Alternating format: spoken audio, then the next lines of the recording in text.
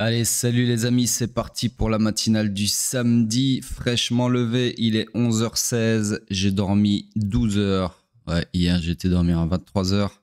J'étais vraiment claqué de la semaine. Et là, je viens de me réveiller il y a quelques minutes, en pleine forme. Donc, sur ce, on commence directement sur le daily par Bitcoin, qui a accompli son scénario sans la mitigation ici du supply, malheureusement, mais qui a le mérite d'avoir atteint sa target. Maintenant, laissez-moi regarder. Est-ce qu'on a eu une perpétuation de la structure en bonne et due forme? Oui, puisqu'on a retracé à hauteur de 30% ici, pile poil, d'accord? Et on a au moins deux bougies qui constituent... Ah non, non, non, non, autant pour moi. Non, non, non. Non, non, non. Pourquoi? Alors, je vous explique, surtout aux élèves. Ici, je ne compte pas... Donc, si on fait un mouvement, donc le mouvement, il est comme ça. Ok, on est bien d'accord, on voit tous le même zigzag.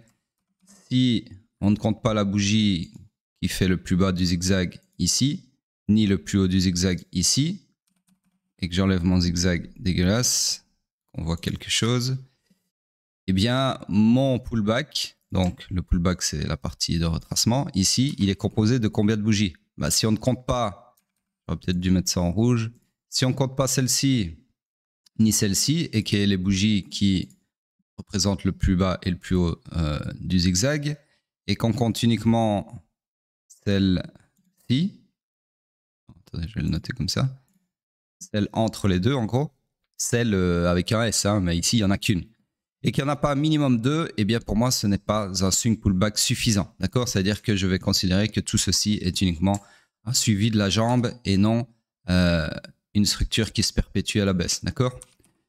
Voilà, donc tout ça pour dire que du coup, ma structure s'agrandit, elle n'est pas perpétuée à la baisse puisque j'ai pas eu de swing pullback suffisant. Okay, par contre, le scénario, ça change rien, il a été accompli. Alors ici, on est potentiellement en train de confirmer un nouveau POI sur lequel on pourra continuer à chercher des shorts, d'accord? Mais pour le moment, il n'est pas confirmé. Dans tous les cas, structurellement parlant, on est toujours fully aligned à la baisse.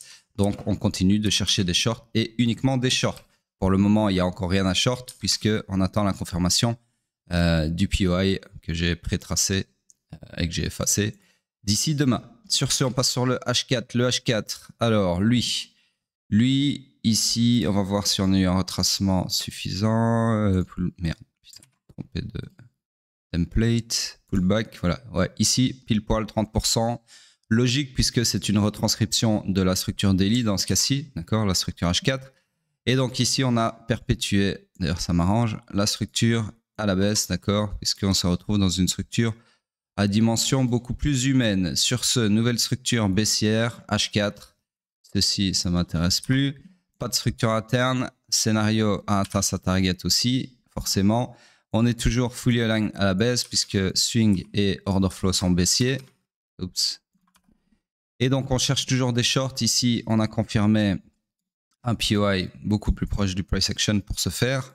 Et donc, vous pouvez, nouveau scénario, chercher des shorts sur ce POI. Destination, accomplissement de la destinée avec le run du week low, tout simplement. D'accord? Je vais juste un peu réduire ça parce que je me suis enflammé. Hop, voilà. Voilà donc pour le H4. Donc M15, moi, daily H4 complètement bearish et on passe sur le M15. Sur le M15, bah forcément, il s'est perpétué à la baisse pour favoriser tout ça. D'accord? Donc on a un nouveau BOS là. Ici, je veux mesurer la structure. Non, pas de 30% là. Et là, je pense qu'on a eu 30%. Ouais, donc là, on a 30% ici. Attendez. Tac, tac, tac. Ouais, ok, donc ça revient après. Donc du coup, c'est la même structure comme ceci. Mon BOS, je le mets correctement. Hop. Et je récupère mon POI ici, qui n'a pas tenu. Ici, donc, structure swing baissière. Ici, si j'arrive à l'attraper. Ici, d'accord. La structure interne, forcément, on en a. Donc ici, pour moi, premier zigzag dans le prix, ça serait ici. Donc premier IBOS, dans lequel je pense qu'on est toujours, puisque, ouais, on n'a pas qu'à, quoique ici, peut-être. Alors ici, il va falloir faire preuve de précision. Laissez-moi regarder avec cet outil-là. Ouais, on a clôturé sous le corps de bougie. Donc ici, on a un nouveau BOS baissier Et du coup, ici, on a retourné la structure interne à la hausse ici. Et on vient de la reperpétuer à la hausse ici. Comme quoi, ce petit tout petit corps microscopique qui dépasse là, ça change tout. Donc, structure interne haussière, order flow haussier, nous sommes donc dans le high round initial du swing pullback et on cherche donc des longs, uniquement des longs. Donc ici, le POI le plus proche du price action qui ne nécessitera pas de retournement d'order flow lors de sa mitigation, c'est celui-ci. Et donc on peut chercher des longs comme ceci, d'accord? Voilà donc pour Bitcoin. On passe sur Ethereum vu qu'on est samedi, Ethereum en daily. Alors sur Ethereum, laissez-moi regarder. Ça, c'est la bougie de quand? Ce dimanche. Ok. Donc, en gros, dimanche, bah, la structure s'était agrandie comme ceci. D'accord. Ensuite, on est toujours dans. Enfin, ouais, ok, d'accord. Donc, on a entre-temps retourné l'order flow à la baisse. Alors, je vous explique ce qui s'est passé. Dimanche, on n'avait pas encore pété le all-time high. D'accord. On était sous ce lot-là. Ok. Donc, dimanche, on avait une bougie plus ou moins comme ça. Ok. Qui n'avait pas fait cette mèche-là. Du coup, le scénario que j'ai tracé en bleu était valide puisque le point de choc futur était ici tout en bas. Sauf que après la matinale, ce qui s'est passé, c'est qu'on a fait un nouveau plus haut qui a cassé celui-ci. Et du coup, le point de choc futur est remonté ici. Et du coup, bah, à ce moment-là, en fait, à partir du moment où on a fait un nouveau plus haut ici, mon scénario bleu était invalidé parce que sa réalisation nécessitait un retournement de l'order flow, comme on a eu d'ailleurs, d'accord? Donc du coup, au moment où on a choc à la baisse ici, au moment où on a créé un nouveau plus haut ici, par rapport à celui-ci, on a invalidé mon scénario. Ensuite, on a retourné l'order flow à la baisse. Ensuite, on a validé un POI ici, comme ceci. Et donc, sur cette bougie-là, j'aurais pu vous tracer, laissez-moi voir à quel prix elle a clôturé. Voilà, c'est juste, j'aurais pu vous tracer un scénario comme ça, d'accord? Donc là, en fait, ce qui s'est passé, c'est qu'on n'a pas réalisé mon scénario comme ça, mais on a réalisé un autre scénario sans mitigation du supply ici, mais on a réalisé ce scénario-là. Donc en gros, si j'avais été là, c'était quand? Lundi? Ouais, non, pas lundi, c'est mardi.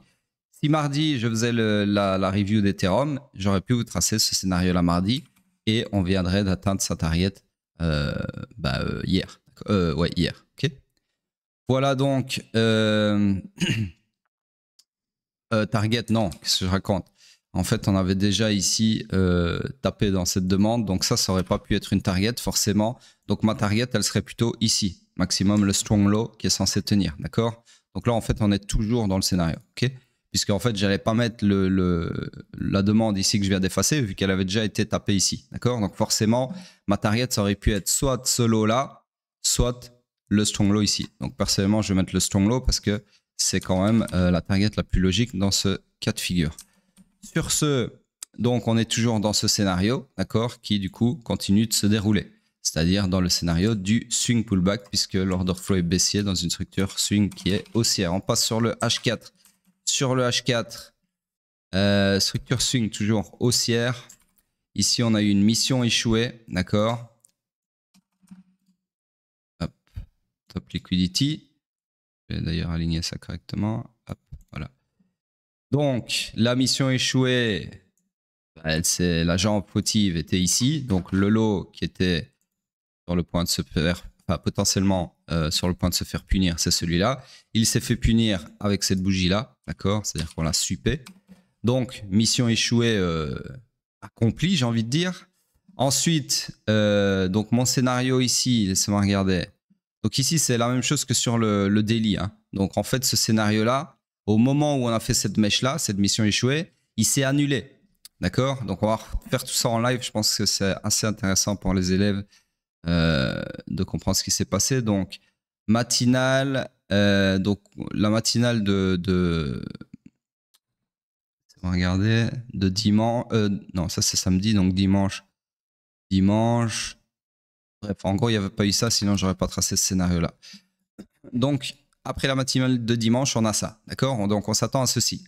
Sauf que, qu'est-ce qui se passe? Boum, quelques heures après, on fait un nouveau plus haut. Donc, à ce moment-là, ce scénario-là est invalidé. Pourquoi? Parce que si on revient faire une mitigation ici de la demande, bah, ça nécessitera un retournement de l'order flow à la baisse ici, d'accord? Et donc, à ce moment-là, je ne chercherai plus des longs, mais bien des shorts. Donc, du coup, ce scénario n'a plus lieu d'être. Et on attend un nouveau scénario. Donc, à ce moment-là, certes, on est toujours fully aligned à la hausse, mais il n'y a plus de scénario de long à exploiter puisque, je viens de vous le dire, on retournerait sur un order flow baissier et donc on chercherait plutôt des shorts. Sur ce, on attend. Donc là, effectivement, retournement de l'order flow à la baisse, d'accord? Donc ici, on a non seulement une mission échouée, mais on a également un grab de liquidité suivi d'un retournement de l'order flow. Donc on a ce que j'appelle un combo qui souvent annonce un mouvement contraire, d'accord? Enfin, un mouvement contraire au grab de liquidité. Donc en gros, ici, le seul truc pseudo-bullish au moment même, c'est que on clôture sur un choc sur mèche. Donc il y a une possibilité que ceci soit un grab de la liquidité sous le lot ici pour alimenter une continuation de la hausse comme si de rien n'était, d'accord? Donc, dans tous les cas, il n'y a pas de long à chercher vu qu'on est passé sur un order flow baissier et il n'y a pas encore de short puisqu'il n'y a pas de POI, d'accord? Donc, on attend. Alors là, on a une deuxième fois un choc sur mèche, donc toujours pas de follow-through, toujours pas de confirmation de cet order flow. Et ce follow-through arrive sur la troisième bougie. Oups, la troisième bougie qui est celle-ci, qui clôture, qui réussit à clôturer un corps de bougie sous le point de choc ici, d'accord? Donc du coup là, sur cette bougie majestueusement bearish, on a une confirmation que cet order flow là est bel et bien un vrai retournement d'order flow. Et donc ici, on a une très belle confirmation également de mon combo, puisque grab de liquidité, suivi d'une grosse mèche de revente, suivi d'un retournement de l'order flow, suivi d'un V-shape, d'accord? Donc là, clairement, méga bearish. Alors, on n'a toujours pas de quoi shorter puisqu'on attend toujours un POI qui se confirme sur la bougie d'après, puisqu'à ce moment-ci, on a un supply ici, donc mon POI qui vient se confirmer comme ceci. Et seulement à ce moment-là, à la clôture de cette troisième bougie, donc la dernière en cours, on peut tracer un scénario de short comme ceci, direction bien évidemment la demande suivante, d'accord? Donc ensuite, on regarde si ça vient dessus. Ça vient dessus. Mitigation, superbe réaction. Tout ça, c'est freestyle. Hein. Je n'ai pas étudié le price action avant de faire la matinale. Là, je vous fais vraiment, à partir du moment où j'ai coupé, tout le prix qui était là avant, j'en en ai aucune idée. Je n'ai pas une mémoire visuelle au point de retenir chaque bougie. D'accord? Donc du coup, ici, ça fonctionne très très bien, ce short que j'ai loupé d'ailleurs.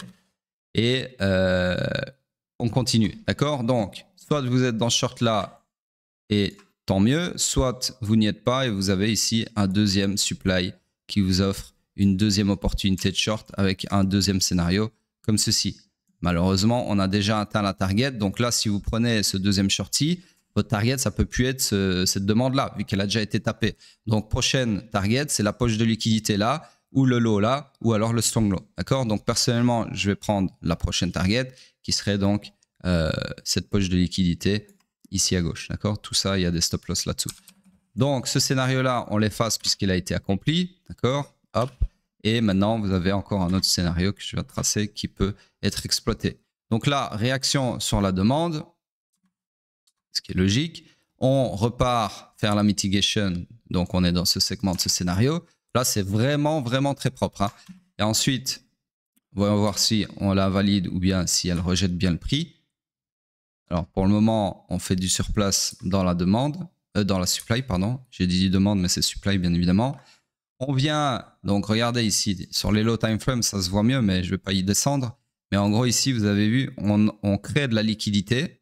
Donc, c'est-à-dire que ici, tous les gens splash short, tous ceux qui veulent shorter cette supply, ils splash short et tous leurs stop loss sont là. Ensuite, on vient racler les stop loss, donc faire une mitigation plus profonde de ma supply, d'accord, avant de décrocher et potentiellement rentrer dans la suite du scénario. Vous voyez comment le market maker est crapuleux pour les gens qui ne comprennent pas son fonctionnement. Alors maintenant, ça ne veut pas dire que parce qu'on a ça, on ne va pas invalider le supply. D'ailleurs, j'en ai aucune idée. Je viens de vous dire que je ne retiens pas le price action avant de faire les matinales. Hein. Ça n'a aucun sens. De toute façon, j'ai rien à prouver.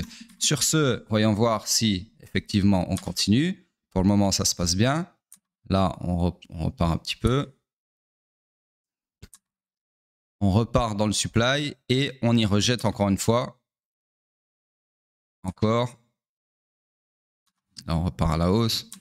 Donc, pas trop de volatilité. Et voilà, on décroche. Encore. Alors là, à mon avis, on va. J'allais le dire, mais j'ai imprimé trop vite.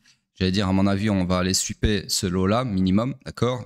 D'ailleurs, ça aurait pu être une target, j'ai pas pensé sur le moment, mais la toute première target, c'était ici, c'est-à-dire ce nouveau lot, d'accord? Après cette poche de liquidité-là, après ce lot-là et après ce lot-là, d'accord? Donc voilà, en gros, si vous aviez mis une target là, c'était atteint, ok? Ensuite, on va voir si on atteint ma target. Je pense pas. Je sais pas si on a été si bas, ben on n'y est pas encore. Donc voilà, et de toute façon, là, le scénario est invalidé. Pourquoi? Parce qu'on vient de retourner, il y a quelques heures, l'order flow à la hausse. Donc c'est reparti, rebelote, scénario invalidé, il a presque été atteint, hein, presque à 90% de réalisé. Ceci ne m'intéresse plus, puisque pour le moment, ce sont les longs qui m'intéressent, puisqu'on est sur un order flow haussier. Sauf que, comme vous le voyez ici, aucun long, aucune demande, aucun POI. Donc là, on cherche des longs, mais on n'a rien à long. Donc on attend tout simplement qu'un POI se confirme en ce sens. Ok? C'est-à-dire une demande. Donc voilà, pour le moment, l'analyse, ça serait quoi? Seconde. L'analyse, ça serait structure swing haussière, order flow haussier. Alors en termes de structure interne, vous avez clairement un IBS ici que je n'ai pas utilisé dans l'analyse, mais voilà. Vous voyez que ça n'a pas été spécialement requis. Ici, alors c'est un graphe de liquidité, c'est pas un IBS. Donc down liquidity comme ceci, voilà. Donc là on est, laissez-moi regarder, tac, tac, tac, ouais. Donc là on est de retour dans le high pullback qui peut aller maximum jusqu'au haut protégé de la structure interne du swing run final, d'accord? Donc on cherche des longs dans tous les cas. Et sauf qu'il n'y a rien à long. Okay. Alors, ce qu'on peut voir ici aussi, c'est qu'on a un autre graphe de liquidité qui fait suite au premier. Donc là, clairement, on peut se dire, on est potentiellement en droit de se dire qu'on est en train d'amorcer un bottom sur Ethereum. Pourquoi? Parce que, alors on va faire la balance des confluences. On va dessiner la petite balance. Merde. La petite balance. Comme ça. Moi, avant, j'étais dessinateur, mais j'ai arrêté. Trop de talent.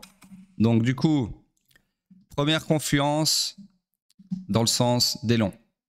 C'est déjà structure swing haussière. Donc ça fait une. Je vais mettre une plaque comme ça. Ok. Deuxièmement, c'est alors structure interne, elle est baissière, donc une bearish. Deuxième bullish, c'est order flow haussier, donc deux plaques. Ici, grappe de liquidité, même double grappe de liquidité. Donc de la SSL, la liquidité vendeuse, donc c'est bullish, d'accord, puisqu'on grappe toujours la liquidité dans un sens pour alimenter un mouvement dans l'autre. Donc, troisième confluence bullish. Et ce grappe de liquidité et ce retournement d'order flow se produisent dans le discount du range, donc bien pricé. Donc, quatrième confluence bullish, d'accord. Ici, on a énormément de liquidité à prendre, mais on en a encore un peu ici dans le bas de la structure. Donc là-dessus, j'ai envie de dire une barre de chaque côté, d'accord? Soyons fair play. Et pour le moment, c'est tout, ok? Je vois pas d'autres confluences là tout de suite maintenant. Alors, petite confluence qui est pas vraiment bearish, mais qui amoindrit la bullishité de l'order flow, c'est que l'order flow ici, il n'a pas laissé de POI, ok? Donc pas encore. Donc du coup, il n'y a pas de scénario long dans tous les cas. Donc là, comment dire en anglais, leaning bullish. Donc je penche vers la bullishité, clairement même, d'accord? Parce qu'il y a très peu de confluence bearish. Mais malheureusement, en termes d'exécution, je n'ai rien à exécuter en ce sens, d'accord? Donc j'en reviens aux trois personas qui a été discuté sur le mentorat hier. Les trois personas du trader, je rappelle, vous avez l'analyste, d'accord? Attendez, je vais les mettre là. Analyste, ok. Donc lui, c'est celui qui passe sa vie sur TradingView et qui analyse les charts, d'accord?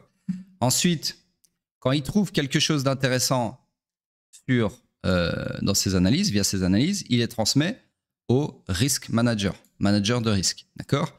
Qui lui évalue le pour et le contre des confluences bullish avec les confluences bearish. Bon, c'est B et B, donc ça sert à rien de mettre les initiales.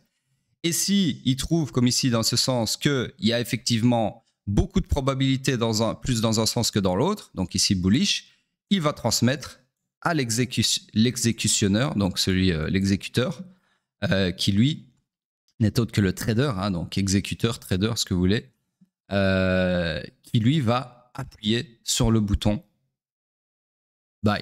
Ok, c'est l'appuyeur de bouton, lui. Ok, donc vous avez les 3 personas qui constituent un trader. Ok, donc ici, l'analyse, on l'a faite au début.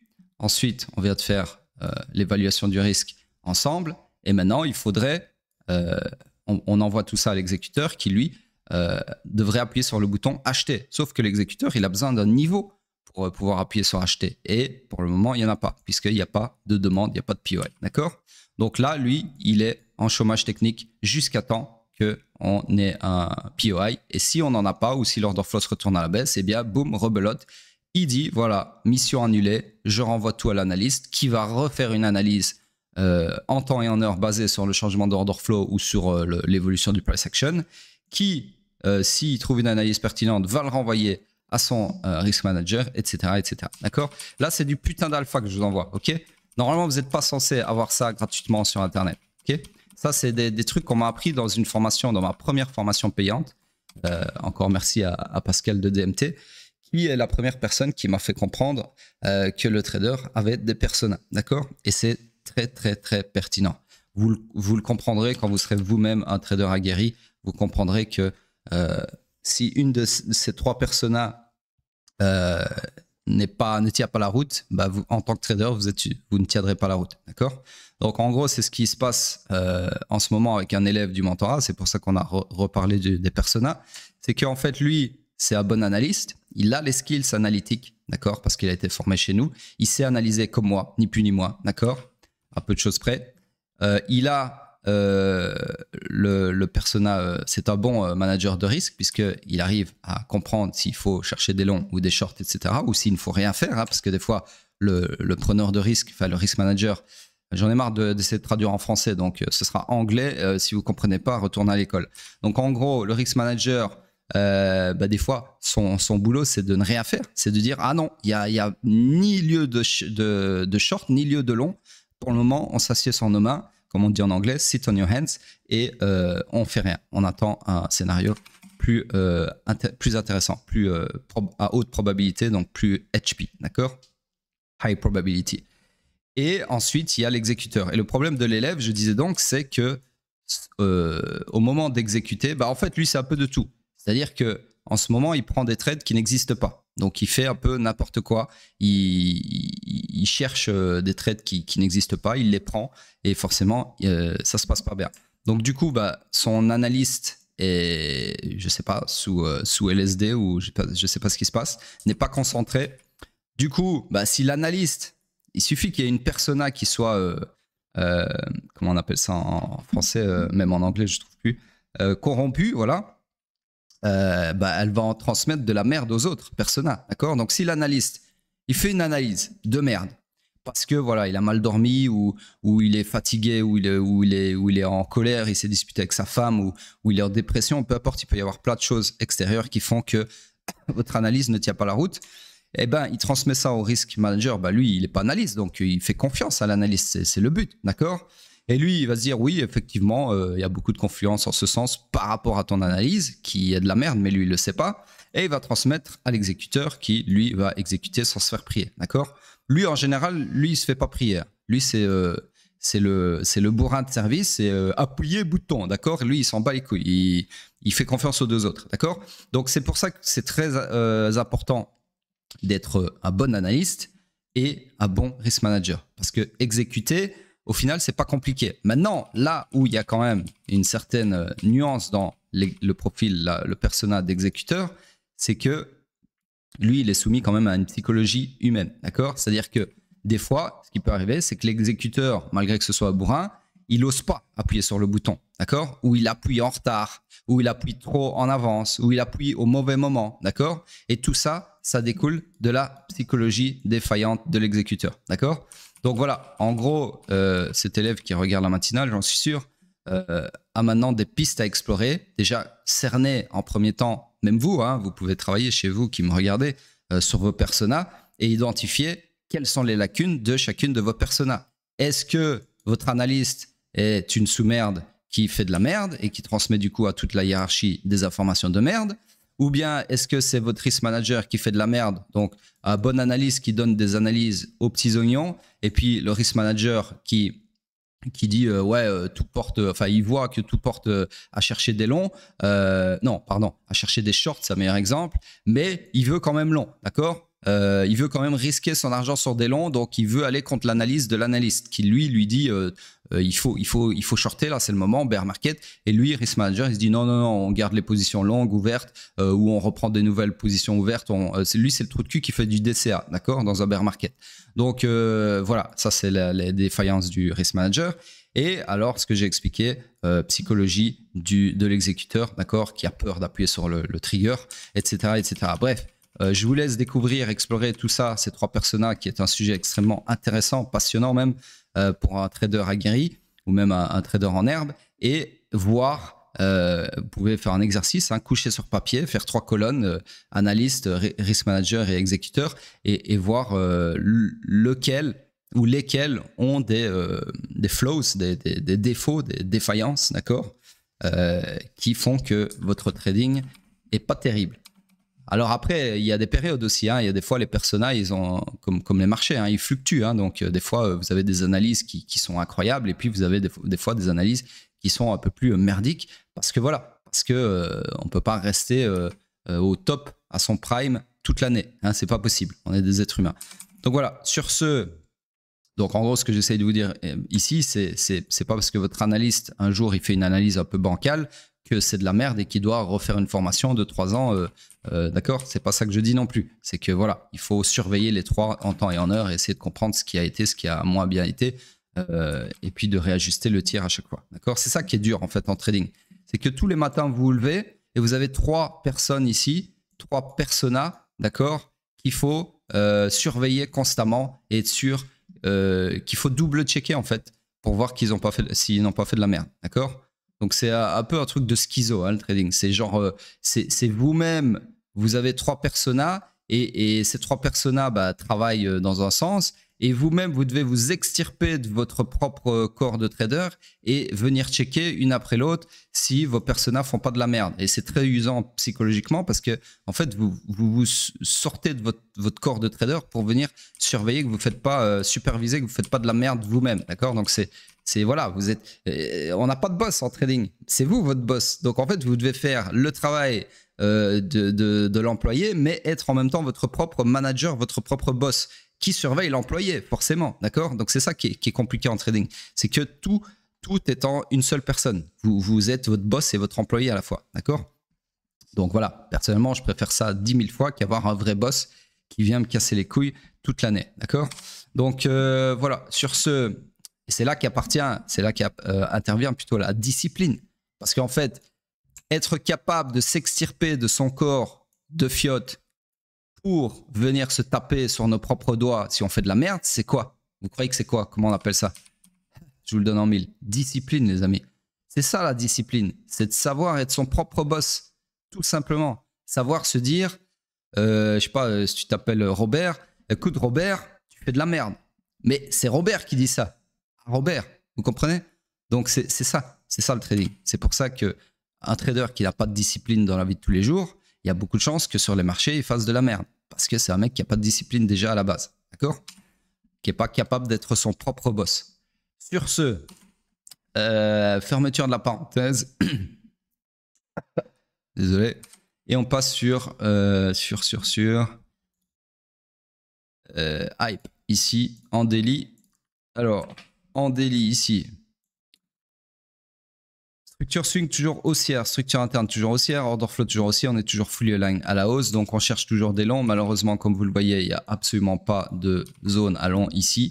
Donc pour le moment, structure morte et on attend la suite. On passe sur le H4, structure swing haussière, order flow haussier, fully aligned à la hausse. On a un scénario haussier en ce sens, à voir si après l'accomplissement du premier segment, on a le deuxième segment, c'est-à-dire réaction sur cette demande qui va s'opérer ou pas. Mystère et boule de gomme. En tout cas, pour le moment, ça s'annonce plutôt dégringolada. Peut-être qu'on va juste super les lots ici de la première mitigation pour ensuite partir comme ça alimenter un mouvement haussier, ou peut-être qu'on va plus bas et à valider ce scénario et chercher tous ces lots-là. Moi, pas savoir. Moi, rien à foutre. Moi, suivre price action en temps et en heure. D'accord? S'il faut long, ben je long. S'il faut short, eh bien je short. C'est ni plus ni moins. D'accord? On n'essaie pas d'établir un biais cognitif de permabull ou d'investisseur qui fait de l'argent que dans un sens en se disant putain, il faut que ça tienne ici, il faut pas que le prix fasse ça, il faut que ça fasse ça. Non, rien à foutre, les amis. Ici, trader, dans les deux sens. Tu veux du sang, on trade le sang. Tu donnes du vert, on trade le pump. Aucun problème. D'accord? Donc, sur ce, c'est tout pour Hype. Et on passe sur Bitcoin en weekly. Hop. Donc ici, bah, le 100, hein. Toujours le 100. Alors, chose intéressante, c'est qu'on a suppé le lot de cette semaine-là, d'accord, qui était la semaine du 7 juillet. Donc c'est minime, hein, on l'a suppé un tout petit peu. C'est plus visible sur les low time frame, mais on l'a suppé, d'accord. C'est plus visible sur le H4 à mon avis. Regardez. Voilà, sur le H4 et encore, même sur le H4, c'est pas... vous vous souvenez du double graphe de liquidité? Bah, en gros, c'est ça. Ah non, c'était sur Ethereum, autant pour moi. Non, ok, bah voilà, il y a un graphe de liquidité ici sur le H4 sur Bitcoin et qui est en fait, un sweep de cette semaine du 7 juillet, d'accord? Bref, donc de deux choses l'une, c'est soit on va se servir de cette liquidité qu'on a pseudo récupérée parce que c'est pas un graphe très profond, j'aurais préféré une mèche comme ça, pour réalimenter un mouvement haussier pour aller rebalancer ce FVG au minimum. Ou pas, d'accord? Ou alors on va complètement continuer comme ça et aller chercher les stop loss sous cette bougie-là, ok?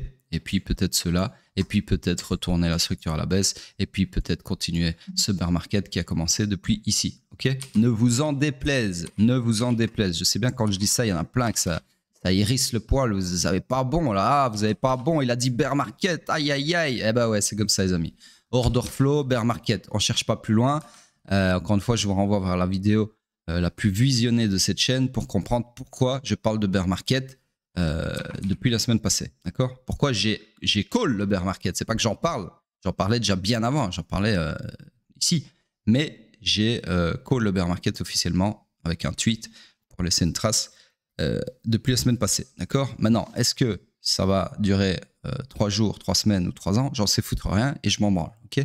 Tout ce que je sais, c'est que maintenant, comme je l'ai dit dans une matinale il n'y a pas si longtemps d'ici, c'est plus le moment d'investir dans les cryptos, en tout cas pas pour moi.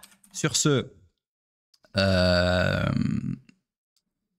on attend, donc voilà ce que je veux dire, on attend la clôture ici, je l'attends impatiemment puisque cette clôture va me donner un scénario bearish, premier scénario bearish en weekly depuis longtemps, d'accord, qui sera, vous l'avez deviné, un POI ici, donc supply, d'accord, sur lequel je viendrai chercher des shorts. Ceci, direction, très probablement le strong low ici dans un premier temps. D'accord? Donc ça, c'est le scénario que je vais sûrement vous tracer lundi. Sauf si d'ici dimanche soir, il y a une méga remontada de fou furieux. Mais il faudrait déjà qu'on remonte très haut pour que je ne trace pas ce scénario-là lundi même. En gros, lundi, je vais vous tracer ce scénario-là, c'est quasi sûr. Le seul scénario qui ferait que je ne vous tracerai pas ce scénario lundi, c'est si, alors j'essaie d'être précis, voilà, si on reprend les 117 000, d'accord? Pourquoi? Parce que si on reprend les 117 000, si on a une bougie qui fait remontada jusque-là, il n'y a plus de FVG ici, là, le truc turquoise. Et s'il n'y a plus de FVG, il n'y a plus de POI, d'accord? Donc s'il n'y a plus de POI, il n'y a plus de scénario, d'accord? Voilà, aussi simple que ça. Donc en gros, all eyes on the weekly closure. Weekly close, hein, pas clôture. Clôture, ça n'existe pas. Clôture, c'est les Français qui essayent d'angliciser, qui n'existe pas non plus, tous les mots français.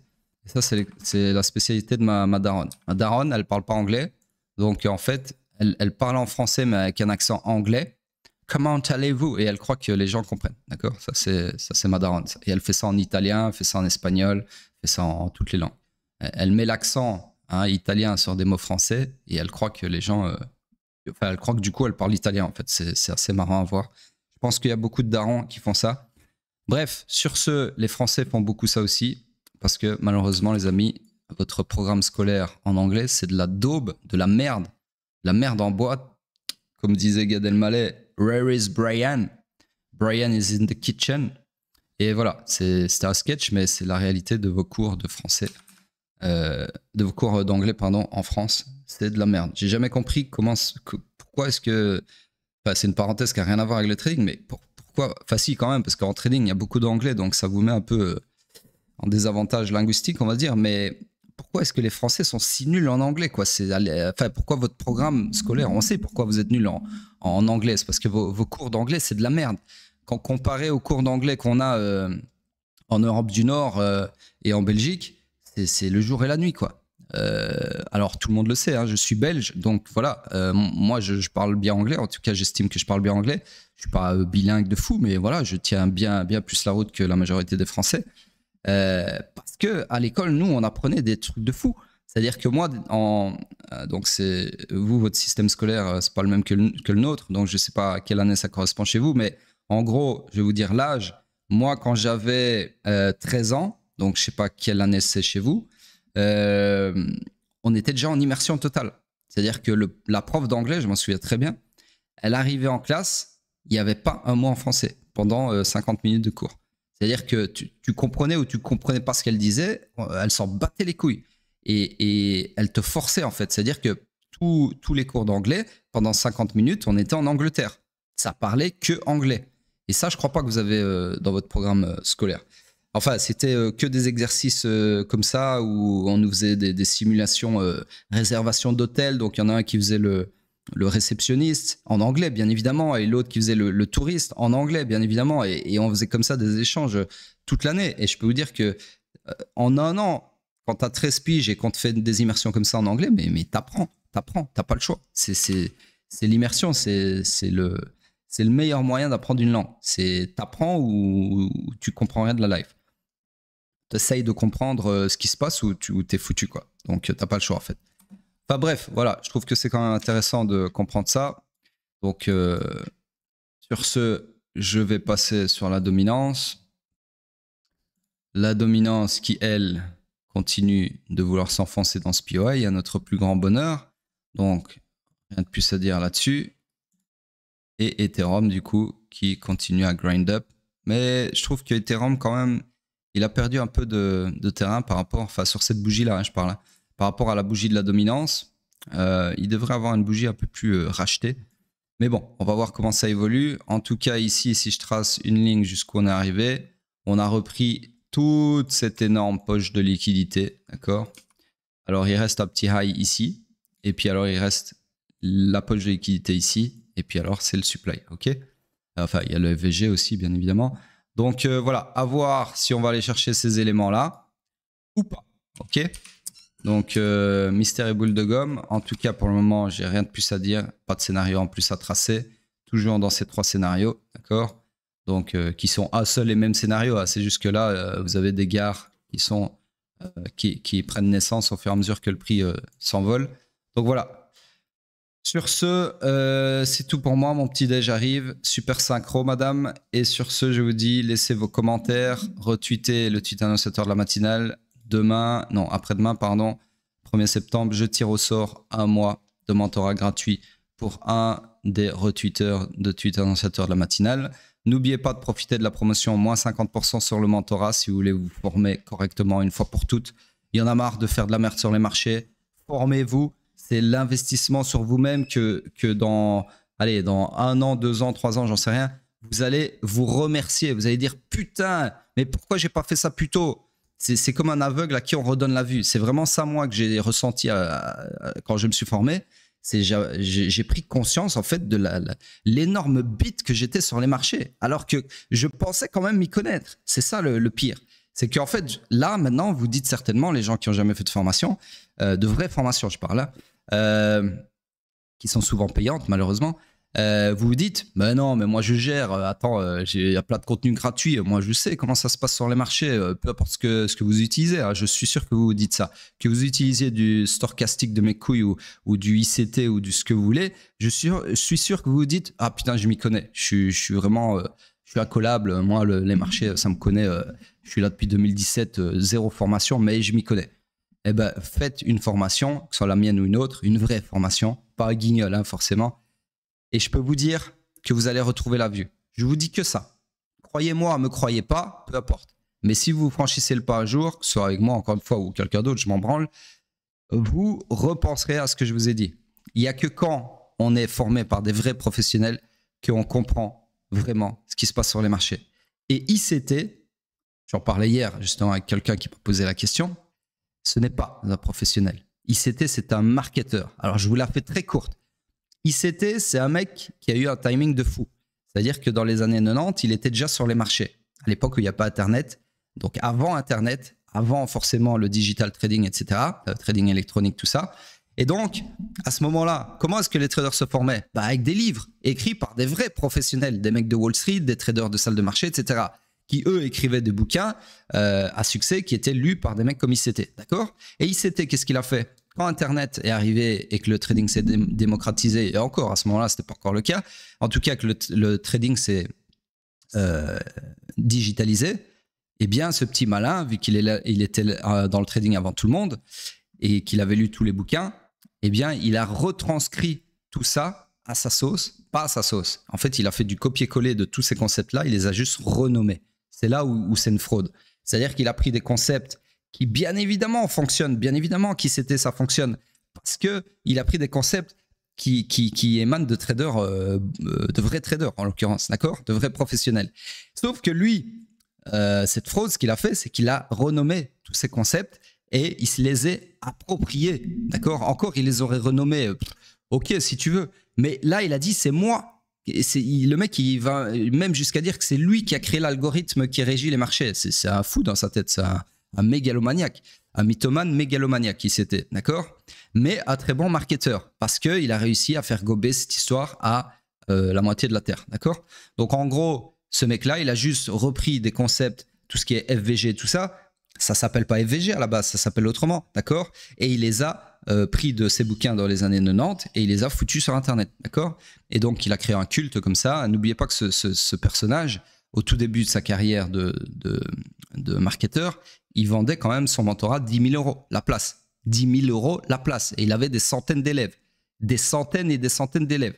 C'est pour ça qu'il a une belle maison, c'est pour ça qu'il a une belle voiture, c'est pour ça qu'il a beaucoup d'argent, etc. Parce que, il l'a dit lui-même, une fois il s'est trahi lui-même dans un live qu'on peut retrouver d'ailleurs, où il dit j'ai fait plus d'argent avec mon mentorat qu'avec mon trading, d'accord. Et ce n'est pas un trader, ok. Ce n'est pas un trader. Alors oui, forcément, il s'est tradé, il fait peut-être un peu 2-3 billets à gauche, à droite, mais ce n'est pas un mec qui s'est fait grâce à son argent en trading, d'accord. Il s'est fait grâce à son marketing de vieux concepts dans des bouquins des années 90 qu'il a mis sous forme de ICT, ce qu'on connaît maintenant comme étant la méthode ICT, et c'est tout, d'accord. Et qu'il a vendu, bien évidemment, au sein de ses mentorats. Voilà qui est ICT. Bref, je ne sais plus pourquoi je parlais de ça, on s'en bat les couilles. Sur ce, je vous dis à plus tard, je vais déjeuner.